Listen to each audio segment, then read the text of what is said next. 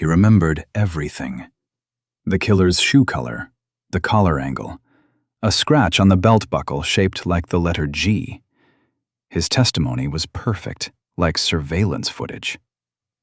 The detective listened to that monotone voice and felt a chill crawl down his spine. In 30 years on the job, he'd learned to tell lies from truth. But this man wasn't lying. He was something worse.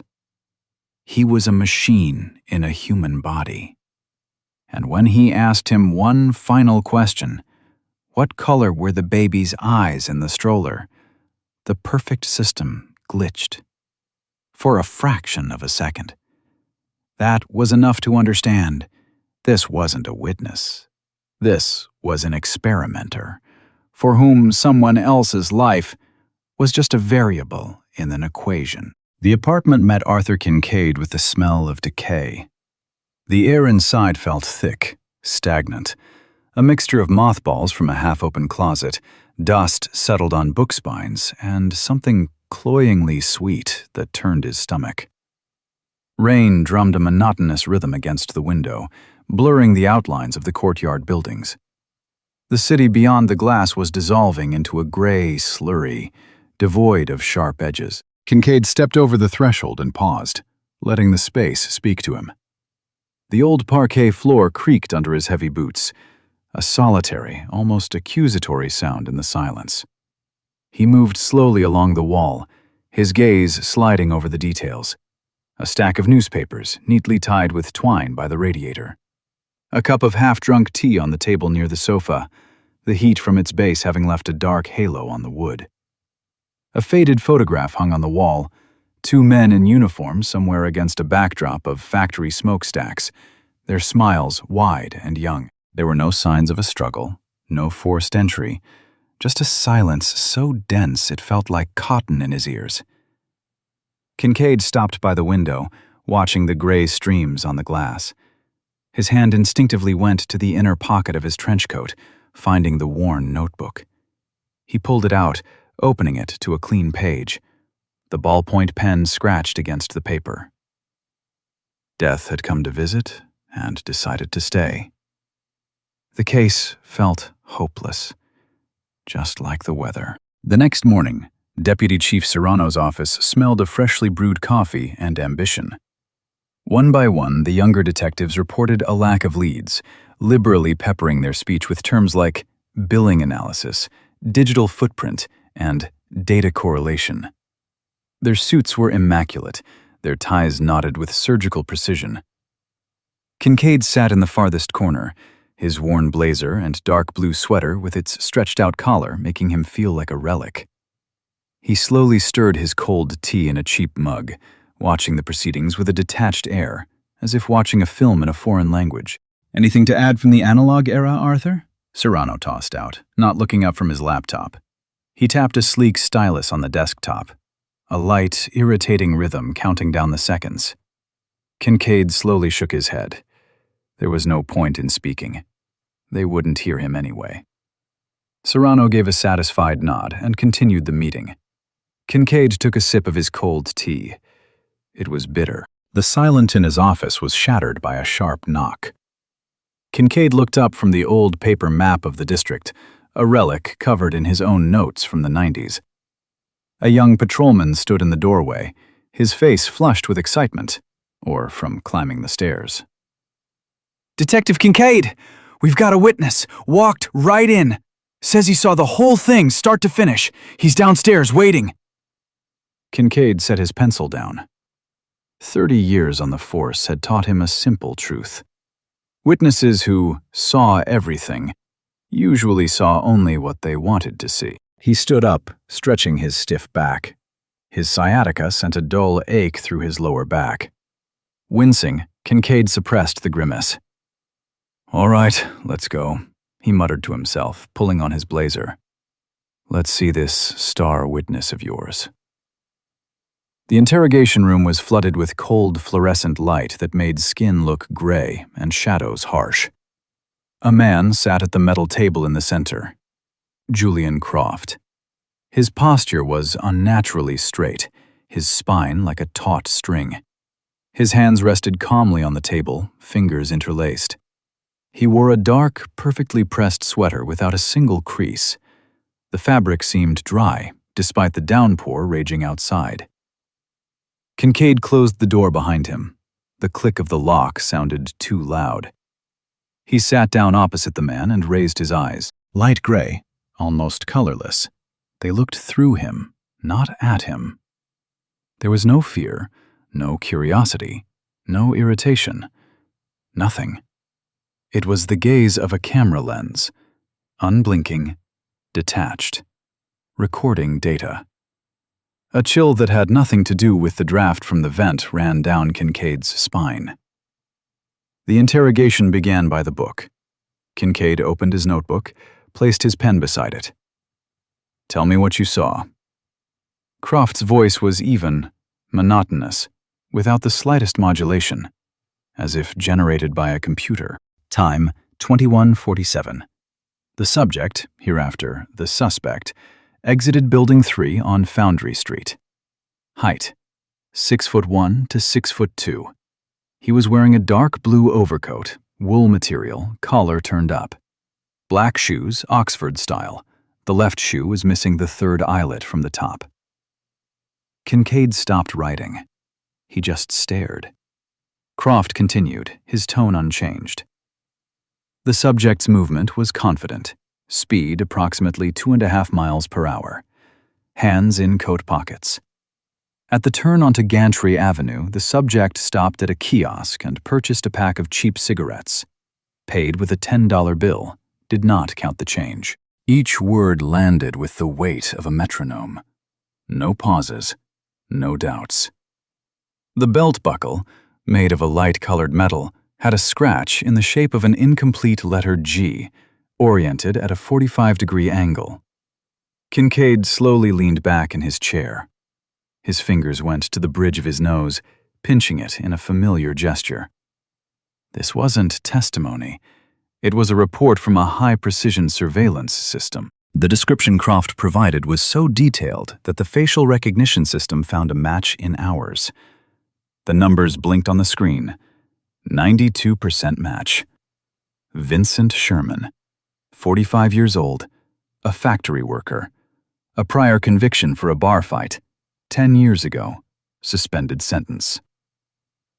The task force picked him up in his own apartment. Sherman was drunk, terrified. His eyes darted around, his hands trembled. He mumbled something incoherent about just going home, about not doing anything. He was wearing the same coat, dark blue wool. An expert examined his belt buckle under a magnifying glass. An old scratch, vaguely resembling the letter G, was visible on the tarnished metal. For everyone but Kincaid, the puzzle was solved. The phone call caught him in his office as evening shadows consumed the city. The display blinked. Serrano. "That's how it's done, Arthur." The deputy chief's voice rang with poorly concealed triumph. "That's the synergy of technology and fieldwork. Case closed in 48 hours. The press is already waiting for a comment. I'll say it was a team effort, but you and I both know who the real hero is. Our new algorithms." Each of Serrano's words was like salt in a wound. Kincaid listened in silence, gripping the receiver so tightly his knuckles turned white. "Get the file ready for the DA. I want to see a signed indictment tomorrow." The line went dead. Late evening. The precinct was deserted. The corridors were plunged into semi-darkness, with only the dim emergency lighting flickering overhead. Kincaid sat in front of the monitor in his office. On the screen, the impassive face of Julian Croft was frozen. He replayed the interrogation video again and again, with the sound off. He watched only the body language. But there was no body language. There was only a stationary figure, a perfect shell. Not a single nervous tick, not one shift in posture, not one stray glance. Kincaid had seen hardened criminals lie. They control their words but forget their hands. He had seen innocent people get confused. Their bodies scream the truth louder than their voices. No one behaved like this. He took out his notebook, opened it to a new page. The pen scratched. Man or machine? In the morning, Kincaid walked into Serrano's glass-walled office without knocking. The deputy chief was at his desk, typing, not looking up. "Gene, I need to talk." "Talk." Serrano didn't break his rhythm. "It's not about the details, it's about the lack of them." Kincaid stepped closer. There's no life in his story. No fear, no mistakes. It's not human. Serrano finally looked up. His expression was weary, laced with annoyance. "It is for people with photographic memories, Arthur. It's called eidetic memory. Look it up on Wikipedia." He turned back to the screen. "Don't go looking for a black cat in a dark room, especially if it isn't there. You have everything you need to close this case. So close it." "I can't." The silence between them grew heavy. "Can't or won't?" Serrano leaned back, crossing his arms over his chest. Kincaid said nothing. The summons came the next day. Serrano was no longer calm. Kincaid entered the office, and the deputy chief shot up from his chair. His face was flushed. "I'm tired of your senile stubbornness," he roared, grabbing the thick case file from his desk. The file hit the desktop in front of Kincaid with a loud smack. Papers scattered, a few sheets fluttering to the floor. "You're holding up the whole department. You're clinging to your gut feelings when we have solid facts." Serrano loomed over the desk, his fists planted on its surface. "Sign it. Now!" Kincaid slowly, deliberately bent down and picked up the fallen sheets. He gathered the stack, aligned the edges, pushed it away from himself. "No," he said, his voice quiet but firm. The yelling was replaced by an icy calm that was more terrifying than any rage. Serrano returned to his chair. He sat. He looked at Kincaid as if seeing him for the first time. "Fine," he said, his voice even, detached. "I get it." He opened a desk drawer and pulled out a form. Order number 47. Pursuant to an internal review, you, Detective Kincaid, are hereby suspended from case number 812 for unreasonable delay and breach of procedural discipline. All materials are to be transferred to Detective Hayes within 24 hours. The mention of Hayes, a young hotshot who 2 months ago had bragged about closing a case based on a tip from social media, wasn't just a directive. It was a calculated, targeted insult. Serrano was hitting him where it hurt most. "You're dismissed." Kincaid walked out of the office in silence. The humiliation burned under his ribs, a dull ache that couldn't be soothed. He walked down the empty corridor, his footsteps echoing. His feet carried him past his own office. The records archive was in the sub-basement. The clerk on duty, a sleepy, older man in a rumpled uniform, nodded at him without even looking up from his newspaper. Kincaid moved between the shelves. Dust hung in the air, illuminated by the dim lamps. He found the file he was looking for. His fingers moved quickly, precisely. He didn't take the whole file, that would be foolish and pointless. He extracted its heart, the original videotape of Croft's interrogation and the 2 pages of his testimony. The calligraphic handwriting, the perfect letters. He hid them in the inner pocket of his trench coat. This was no longer insubordination. This was a felony. But at that moment, Kincaid didn't care. Arthur Kincaid's kitchen was submerged in twilight. A single lamp over the table cast a yellow circle of light onto the wooden surface, a surface scarred by scratches and the white rings of hot mugs. There, in that island of light, lay the stolen treasures. A videotape in a worn plastic case, and a few sheets of paper covered in perfect calligraphic script. He sat motionless, staring at the objects. His heavy hands rested on either side of the cassette, as if guarding it from an unseen enemy. The surrealism of the situation pressed down on him with the weight of a concrete slab. For the first time in 30 years of service, he was on the other side. Not the victim, not the witness, the criminal. He reached for the bottle of bourbon on the edge of the table and poured a measure into a heavy glass, a relic from his father, like the watch on his wrist. The amber liquid burned his throat but brought no relief, only a bitterness that spread through his gut. The clock read 2:17 a.m. The 24 hours Serrano had given him were melting away. He was a criminal who had stolen evidence. The morning greeted him with an icy silence. In the break room, where just yesterday he'd been swapping old war stories with colleagues, conversations now died when he approached. People averted their eyes, pretended to be busy with their phones. The young patrolman who had enthusiastically brought in Julian Croft now hurried past with his head down, as if afraid of being contaminated by his disgrace. Kincaid sat at his desk, but his den no longer felt safe. It had become alien territory. He physically felt like a target, and this isolation, this silent condemnation from his peers, wounded him far more deeply than Serrano's open anger. The homicide division looked the same. Worn linoleum in the hallways, the smell of cheap coffee from a vending machine, the hum of voices behind office doors. But the atmosphere had changed. Kincaid felt it on his skin, the way an animal senses a predator. He walked toward the smoke room, a small space by a window on the second floor where just yesterday he'd been swapping war stories with old colleagues. The door was ajar, and laughter drifted out. Kincaid stepped over the threshold. The laughter died. 3 detectives, 2 younger and 1 his age, froze with cigarettes in their hands.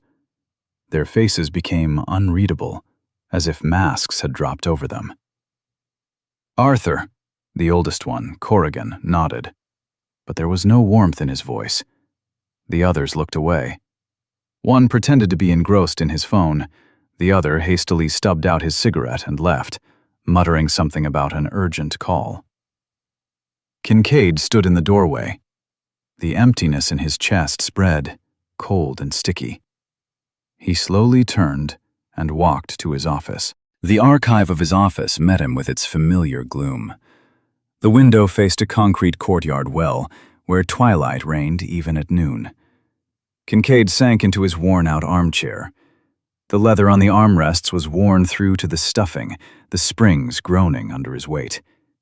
He looked at his desk, at the stack of papers that no longer belonged to him, at the empty mug with the dregs of yesterday's tea. The young patrolman, the same one who had burst in 2 days ago with news of a witness, walked past the open door. Kincaid looked up, catching his eye. The kid immediately dropped his gaze and quickened his pace, as if afraid of being contaminated by the disgrace. Kincaid leaned back in his chair. His den, his sanctuary, no longer felt safe. It had become alien. He physically felt like a target. The silent condemnation of his colleagues hurt him more than Serrano's yelling. You could endure anger. Contempt was harder.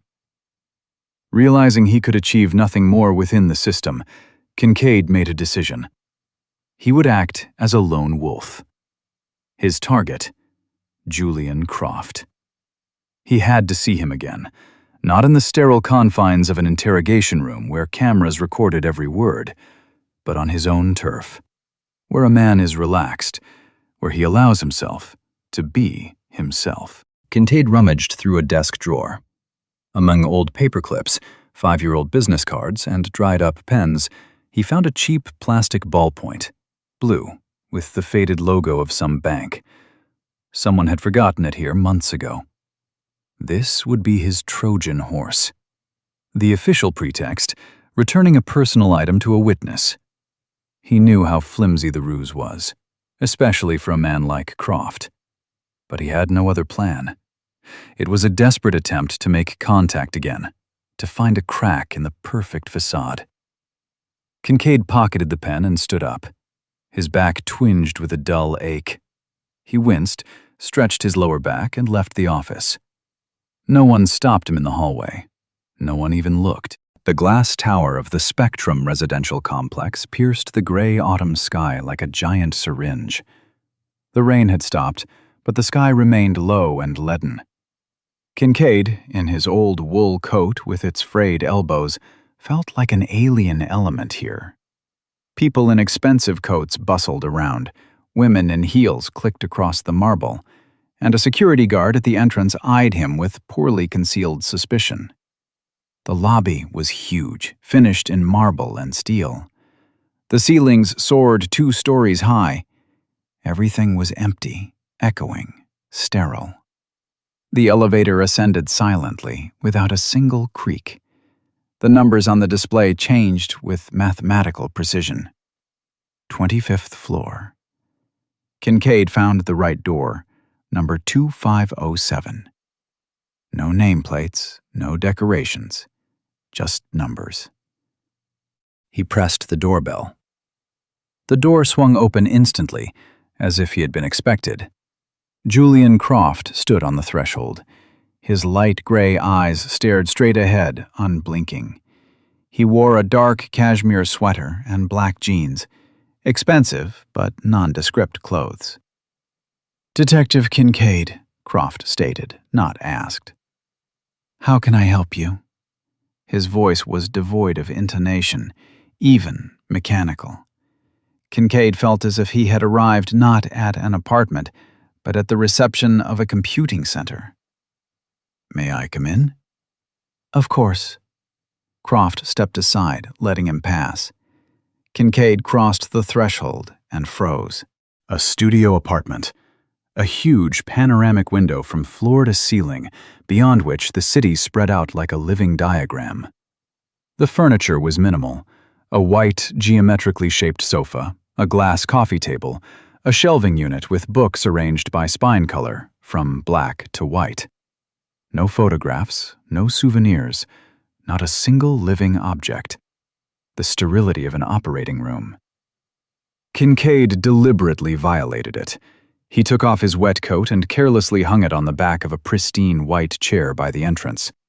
Water immediately began to drip from the fabric, forming a dark puddle on the flawless parquet floor. Walking past the coffee table, he accidentally brushed a stack of perfectly aligned books with his elbow. It scattered. This was his way of fighting. An attempt to provoke some kind of emotion. Julian Croft remained unperturbed. He silently, with 2 fingers, fastidiously, as if picking up something dirty, lifted Kincaid's coat, carried it to the wardrobe, returned with a white towel, wiped up the puddle. Then, with mathematical precision, he realigned the stack of books, checking the corners.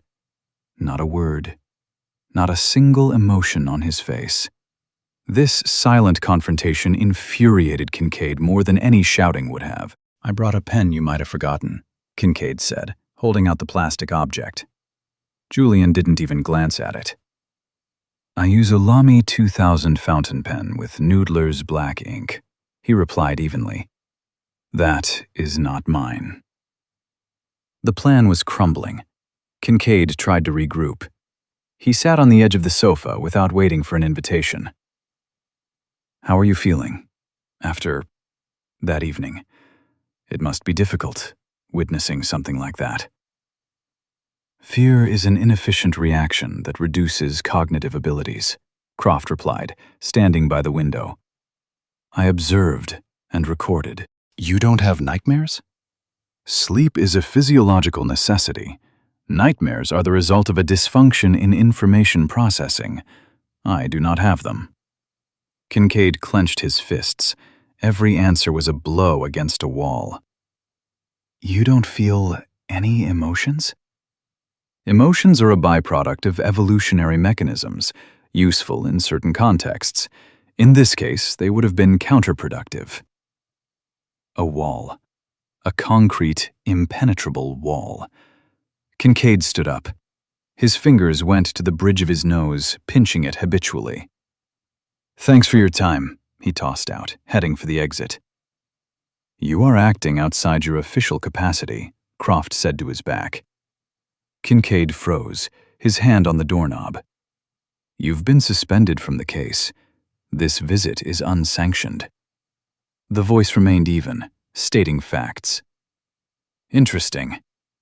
Kincaid didn't turn around. He walked out, closing the door behind him. He had lost this round. Not just lost, he had been humiliated. Sitting in his car at the foot of the glass tower, Kincaid gripped the steering wheel so tightly his knuckles turned white.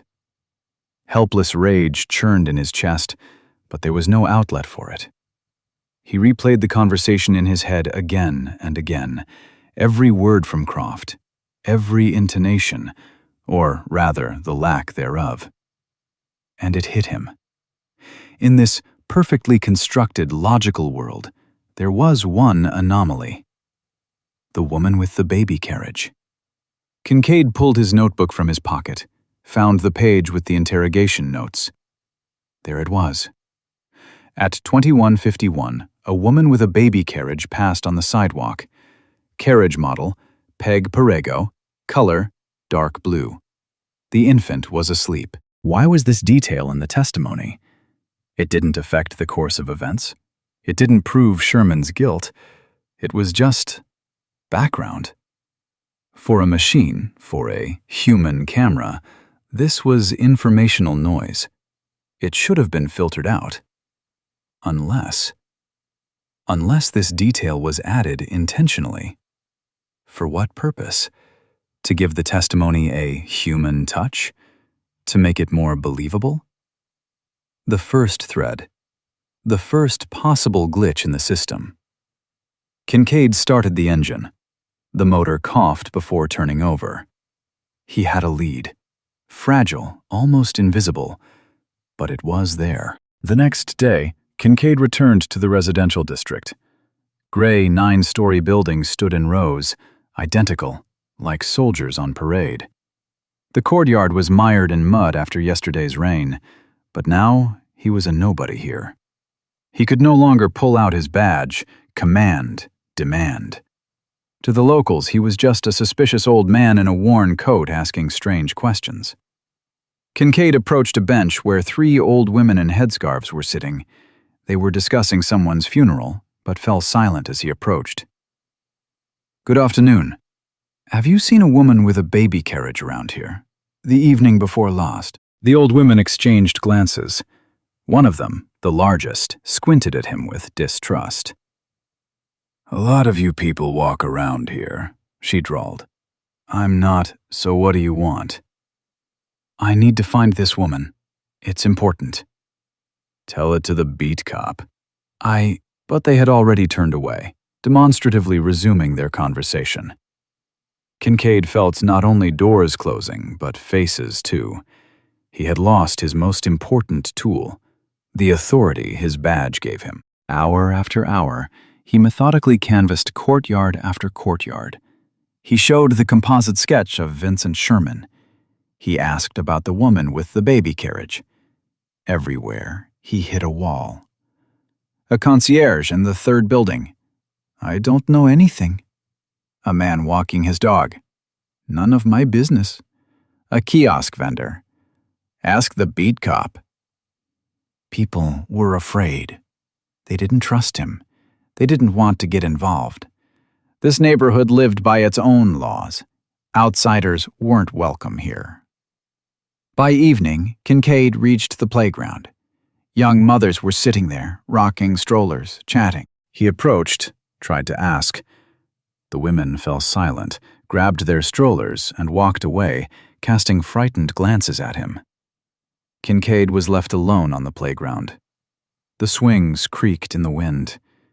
He was beginning to doubt his own sanity. Maybe he really was looking for a black cat in a dark room.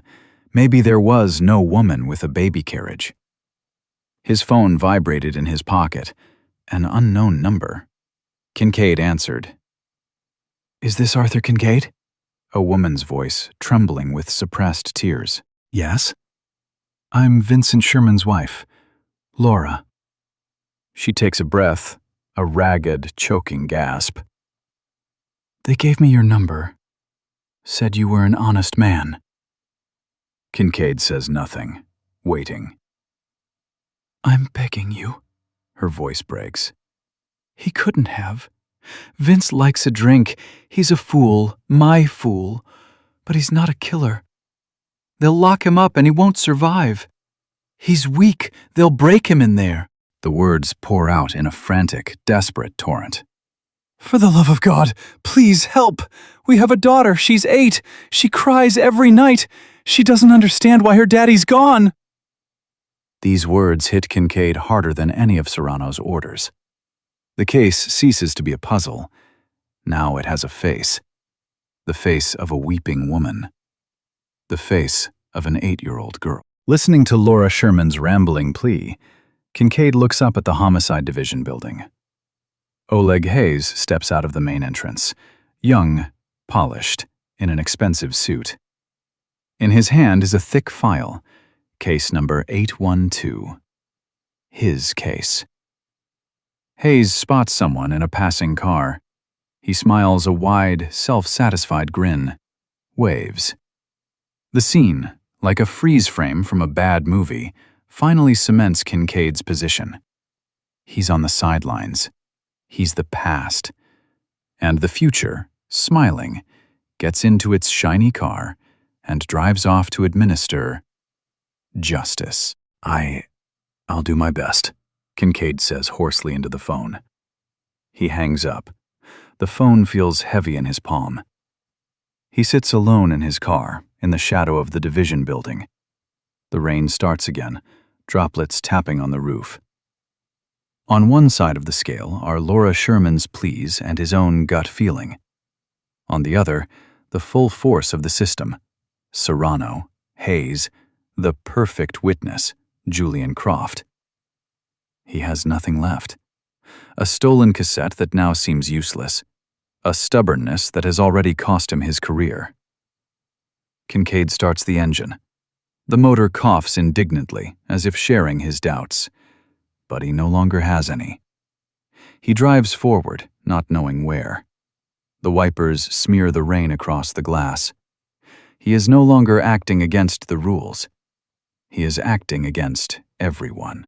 Arthur Kincaid sits in his kitchen, shrouded in a gray haze of cigarette smoke.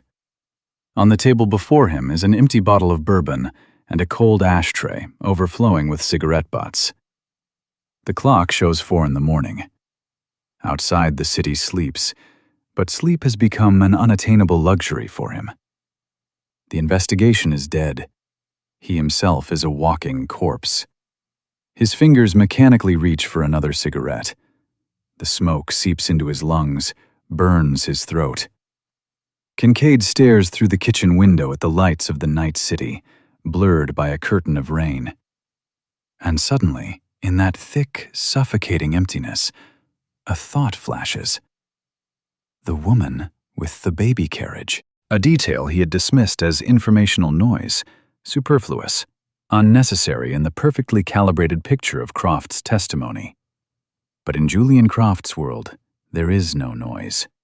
Every detail is a variable in an equation. Kincaid shoots to his feet. The chair clatters to the floor, but he doesn't notice.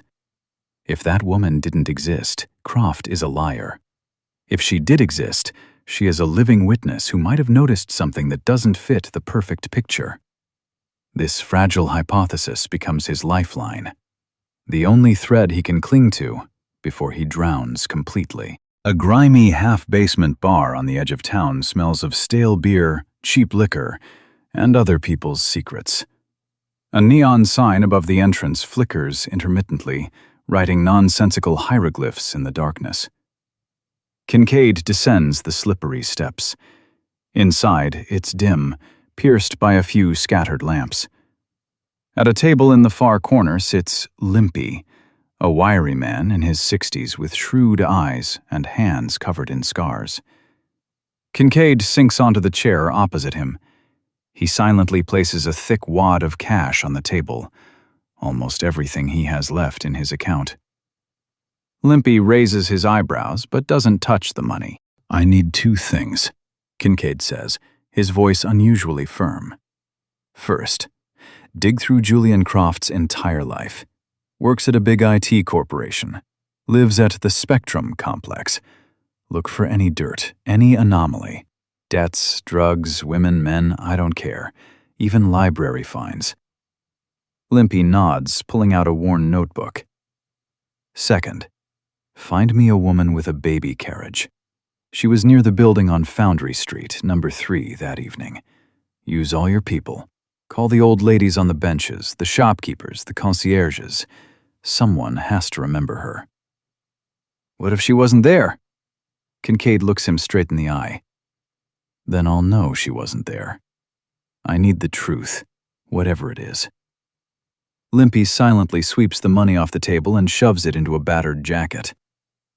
5 days, maybe a week. You have 3 days. This isn't just a payment. It's Kincaid's final bet. Time turns into a viscous, sluggish mass. Kincaid stops distinguishing between day and night. They merge into a single gray slurry, where the only reference point is the mechanical watch on his wrist. He eats mechanically. Fried potatoes grow cold on his plate. Bread goes stale on the table. He drinks strong tea that doesn't warm him. He smokes until his lungs ache. Sleep won't come. He lies in the darkness of his bedroom, staring at the ceiling, crisscrossed by stripes of light from the street lamps. Faces float before his eyes. The impassive face of Julian Croft, the haunted face of Vincent Sherman, the pleading face of his wife, Laura. The pain in his back becomes unbearable. His sciatica latches onto every movement, forcing him to walk bent over like an old man. Kincaid swallows pills by the handful, but they don't help. Every phone call makes him jump. His heart leaps into his throat. His pulse pounds in his temples. But a day passes. 2. 3. Silence. This isn't just waiting. It's a slow self-destruction. He has gambled everything, and now his life is one long pause before the final verdict. The phone rings in the middle of the night. Kincaid grabs the receiver, not yet fully awake. Arthur? Limpy's voice sounds hollow and guilty. I took your money for nothing. Something inside Kincaid's chest snaps. Talk to me. Nothing on Croft. Clean as distilled water. Born in a science town, graduated from MIT with honors, works for a big shot at an international corporation. Salary is over $1 million a year. Not a single dark story. No debts, no fines, not even for parking. Video calls his parents once a month, both professors. Lives alone. No women, no men. Not even any friends. Kincaid listens in silence. The receiver in his hand feels heavy, like a stone. And the woman with the carriage. Limpy pauses. Vanished into thin air. My guys swear there were no strangers in that courtyard that night, and all the residents were home because of the rain. Not a single concierge saw her, not a single old lady on a bench. Silence. Arthur, you there? Yeah, Kincaid says hoarsely. Thanks for the work. He hangs up. The hope that had sustained him for the past 3 days crumbles to dust. In the morning, Kincaid sits down at his desk and pulls out a worn phone book. The pages are yellowed, the handwriting on some entries barely legible. He finds the name he's looking for. Valerie Costin.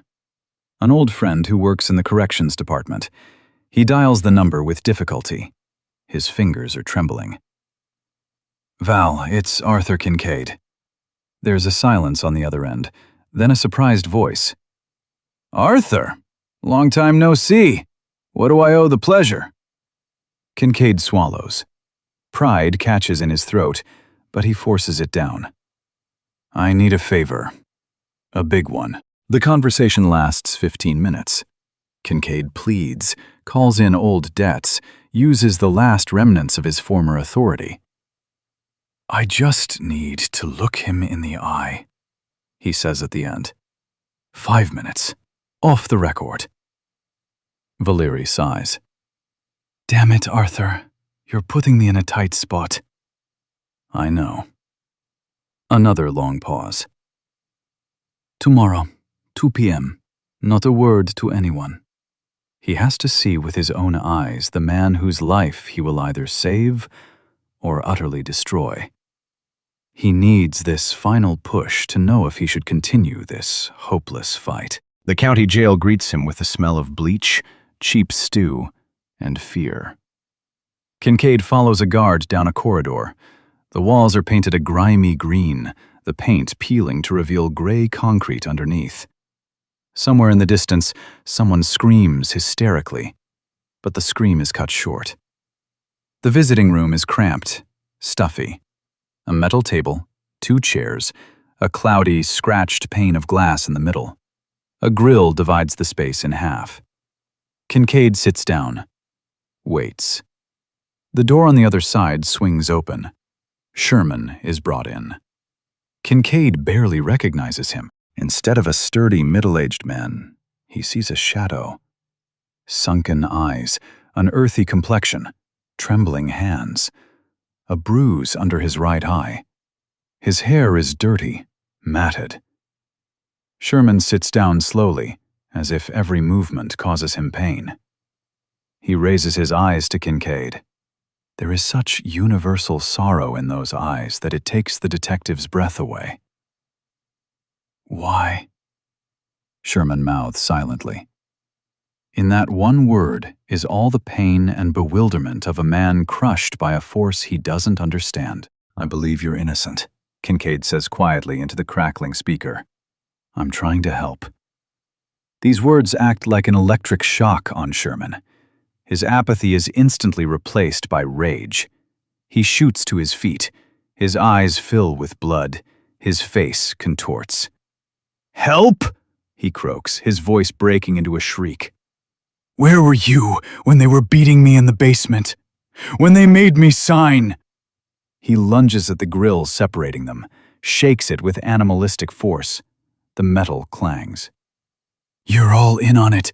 All of you. You, that boss of yours, the DA. You've eaten me alive. Sherman shoves his hands through the bars. His fingers dig into the collar of Kincaid's coat. A death grip.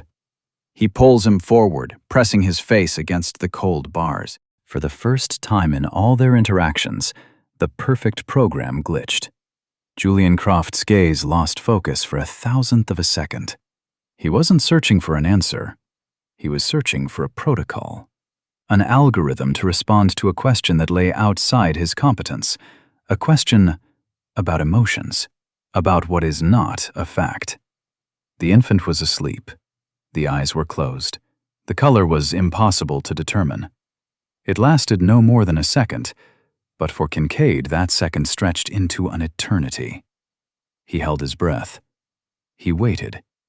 He saw that microscopic glitch, and his heart leaped with triumph. He was right, but Julian didn't break. Instead, he did something unpredictable. A shadow of an emotion that Kincaid identified as respect appeared on his face. An interesting question, Julian said evenly. He looked directly into Kincaid's eyes.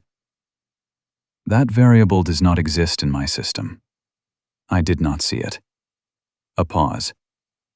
But, Detective, while you were looking for what wasn't there, you failed to see what was. He took Kincaid's tablet, which was displaying the photo of Sherman's belt buckle. With 2 fingers, he zoomed in on the image. Look, not at the scratch, but into it. Kincaid leaned toward the screen. At maximum magnification, in the very depth of the scratch, he saw what any standard forensic analysis would have missed. 2 tiny letters, almost merging with the metal. A.P. Andrew Peterson. The initials of the murdered accountant, Ivanov. Kincaid felt as if he'd been struck by lightning. Everything was turned upside down. Sherman was guilty. The scratch wasn't accidental. It was a mark from the struggle. Sherman's belt had caught on Peterson's belt buckle, carving out the initials. And Julian had known all along. Kincaid leaned back in his chair, stunned. He looked at Julian and saw not a witness, not a liar, not a murderer. He saw an architect, a constructor of reality. Julian had fed the system the perfect bait, a guilty party whose guilt could be proven. But he had hidden the key, irrefutable fact, to see if the system would find it on its own. He wasn't testing memory. He was testing intelligence. And Kincaid was the only one who had passed the test. He hadn't found the clue. He had, with his illogical, human question, forced the experimenter to acknowledge him as an equal and show him the key. "Why?" Kincaid asked hoarsely. Julian looked at him with his unblinking gaze. "Because you asked the right question. Not about the facts, about the gaps in the facts." He tilted his head slightly. "The system cannot see what isn't there. But you saw the absence as data." Kincaid was silent. "I wanted to test whether the justice system could function based on perfect testimony." Julian's voice remained even. "It turns out, it cannot. It accepts data as truth without analyzing its completeness." He paused. "You were the only one who wasn't looking for an error in the data, but an error in its interpretation." Leaving Julian's apartment, Kincaid felt a strange lightness. The rain continued, but he no longer noticed it. He had lost the battle with Serrano, but he had won the war for himself. His faith in intuition, in psychology, in the idea that a person is more complex than any system, it was all validated. It was his personal, quiet victory, one that no one but him and Julian would ever understand. He hadn't just solved the case. He had peeked behind the curtain of a reality constructed by a brilliant and terrifying mind.